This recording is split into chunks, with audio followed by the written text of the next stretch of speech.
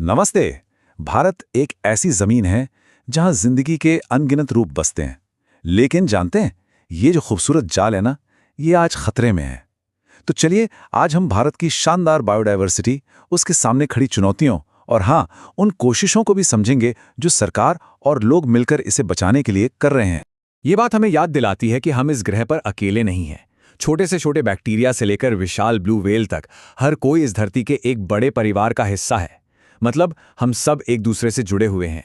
तो फिर चलिए, इस महान जाल की गहराइयों में उतरते हैं और समझने की कोशिश करते हैं कि हमारा ये इकोसिस्टम, ये पूरा तंत्र असल में काम कैसे करता है।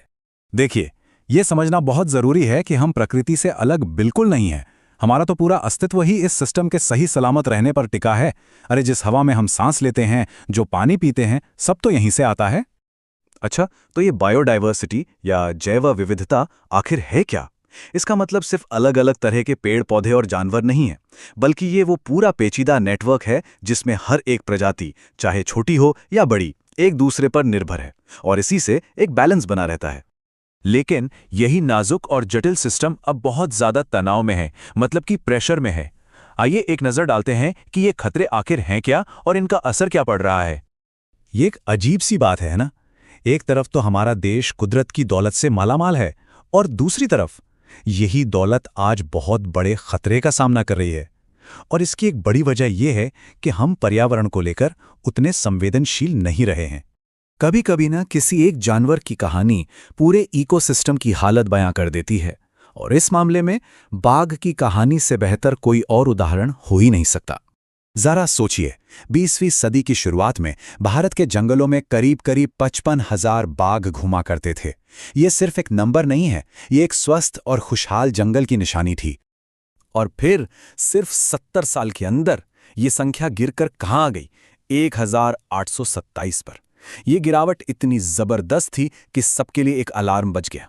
ये साफ हो गया था कि अगर अब कुछ नहीं किया तो बहुत देर हो जाएगी। तो ऐसा हुआ क्यों? इसके पीछे कई वजह थी। सबसे बड़ा खतरा था अवैध शिकार, खासतौर पर बाघ की खाल और हड्डियों के लिए।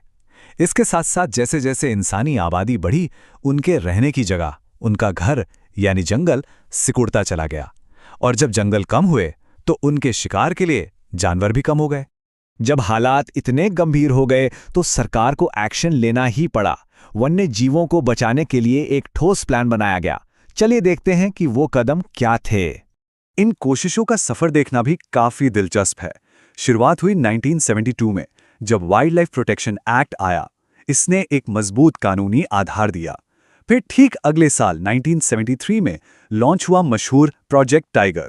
और अच्छी बात यह थी कि समय के साथ सुरक्षा का ये दायरा सिर्फ बड़े जानवरों तक सीमित नहीं रहा, बल्कि इसमें तितलियां, कीड़े मकोड़े और यहां तक कि पेड़ पौधों को भी शामिल किया गया। और हाँ, ये कोशिशें सिर्फ बाघों के लिए नहीं थीं। एक सींग वाले गैंडे, एशियाई शेर और घड़ियाल जैसे दूसरे जानवर जो खतरे में थे, उनको बचाने के लिए भी खास प्रोजेक्ट शुरू किए गए। अब जंगलों को बचाने के लिए सरकार ने उन्हें मैनेज करने का एक तरीका निकाला। उन्हें अलग अलग कैटेगरी में बांट दिया। आधे से ज्यादा जंगल रिजर्व्ड यानी आरक्षित हैं, जिन्हें सबसे ज्यादा सुरक्षा मिलती है। करीब 1/3 प्रोटेक्टेड यानी संरक्षित हैं, जिन्हें और खराब होने से बचाया जाता है। और बाकी बचे जंगल अनक्लास्ड कैटेगरी में आते हैं। लेकिन कहानी सिर्फ सरकारी कानूनों और प्रोजेक्ट्स की नहीं है। असल कहानी तो जमीन पर लिखी जा रही थी, जहां आम लोग, स्थानीय समुदाय अपनी प्रकृति को बचाने के लिए खुद आगे आ रहे थे। चलिए देखते हैं ये कैसे हुआ। ये तस्वीरें अपने आप में एक पूरी कहानी है। स्थानीय समुदाय और खास तौर पर महिलाएं अपने जंगलों को बचाने और उन्हें फिर से जिंदा करने में सबसे आगे रही हैं। और ऐसा क्यों ना हो, उनकी रोजी रोटी तो सीधे सीधे जंगल से ही जुड़ी है, तो जाहिर है इसकी रक्षा के लिए सबसे ज्यादा फिक्रमंद भी वही होंगे। और ये चीज हमें दिखाती है कि जब लोग साथ आते हैं तो क्या कुछ नहीं कर सकते हैं। देखिए, राजस्थान के सरिस्का में गांव वालों ने माइनिंग के खिलाफ लड़ने के लिए कानून का ही सहारा ले लिया। अलवर में तो 5 गांवों ने मिलकर अपने 1200 हेक्टेयर जंगल को खुद ही भैरोदेव डाकव सेंचुरी बना दिया। और चिपको आंदोलन, उसे भला कौन भूल सकता है। उसने तो पूरी दुनिया को दिखा दिया कि लोग अपने पेड़ों के लिए किस हद तक जा सकते हैं। दरअसल प्रकृति का संरक्षण तो भारत की कई पुरानी परंपराओं का हिस्सा रहा है, जैसे पवित्र उपवन या सेक्रेड ग्रोव्स, जिन्हें देवताओं का घर मानकर सदियों से किसी ने छुआ तक नहीं, और इस तरह जंगल के वो हिस्से बचे रह गए। इसी तरह बिश्नोई समुदाय जैसे लोग तो जानवरों को अपने परिवार की तरह मानते हैं और उनकी रक्षा करते हैं। लोगों की इन जबरदस्त कोशिशों को देखते हुए सरकार ने भी एक बहुत जरूरी कदम उठाया, जॉइंट फॉरेस्ट मैनेजमेंट यानी JFM प्रोग्राम शुरू किया। ये बहुत बड़ी बात थी क्योंकि इसने पहली बार सरकार और स्थानीय लोगों के बीच एक ऑफिशियल पार्टनरशिप बनाई ताकि दोनों मिलकर खराब हो चुके जंगलों को फिर से हरा भरा कर सकें। तो हमने सरकार की कोशिशें भी देखी और लोगों की ताकत भी। अब ये तो साफ है कि असली समाधान इन दोनों को साथ लाने में ही है। तो आज की इस पूरी बातचीत का सबसे बड़ा सबक क्या है? यही कि संरक्षण कोई ऐसी चीज नहीं है जिसे ऊपर से लागू किया जा सके। जब तक स्थानीय लोग, जो सीधे सीधे उन जंगलों और जमीनों पर निर्भर हैं, इस पूरी प्रक्रिया का हिस्सा नहीं बनेंगे, तब तक कोई भी कोशिश पूरी तरह से कामयाब नहीं हो सकती। गौतम बुद्ध की ये बात हमें प्रकृति के साथ हमारे रिश्ते के बारे में बहुत गहराई से सोचने पे मजबूर कर देती है ना?